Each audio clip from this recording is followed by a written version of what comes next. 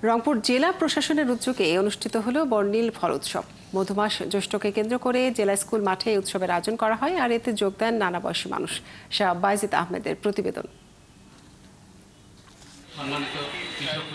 আম, লিচু, কাঁঠাল সহ দেশি বিদেশি নানা ফলের সমাহার। আর এসব ফলের দেখা মেলে রংপুর জেলা স্কুল মাঠের ফল উৎসবে। স্টল ঘুরে ঘুরে ফল দেখেন শিশু কিশোর সহ নানা বয়সী মানুষ। এই ফলের উৎসবের আয়োজন করে জেলা প্রশাসন। উৎসবে কৃষকরা সরাসরি তাদের উৎপাদিত মৌসুমী ফল নিয়ে অংশ নেন। একদিকে যেমন ফল বিক্রির সুযোগ তৈরি করে, তেমনি বাড়ায় ভোক্তার সচেতনতা। অনেকের ধারণা কি যদি বেশি দামি ফল হয় তাহলে পুষ্টি মনে হয় অনেক বেশি।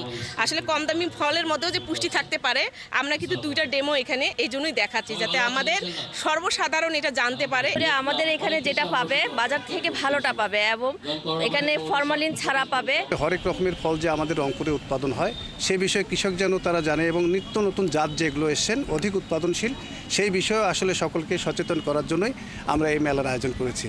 আমরা চাইবো যে আমাদের রংপুরের, আমাদের যে প্রধান রংপুরের যে জিআই পণ্য হালিভাঙা আম, সেই হালিভাঙা আমকে আমরা কীভাবে রপ্তানিমুখী করতে পারি, এটা নিয়ে আমরা কাজ করছি এবং এটা নিয়ে গবেষণা চলছে। এই হালিভাঙা আমটাকে আরও কতভাবে সুস্বাদু করা যায় এবং বিশ্বের বাজারে, বাংলাদেশের বর্ডার ছাড়িয়ে বিশ্বের বাজারে এটাকে জনপ্রিয় করা যায়, সেই নিয়ে কাজ চলছে। দেশি বিদেশি নানা ফল একসাথে দেখতে পেয়ে খুশি দর্শনার্থীরা।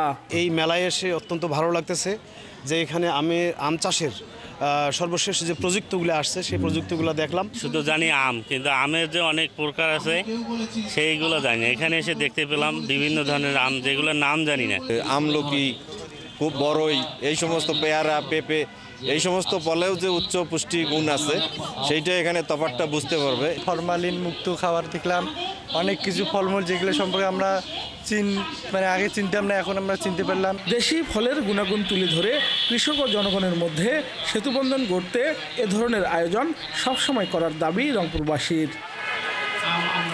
শাহ বাইজিদ আহমেদ, ৭১, রংপুর।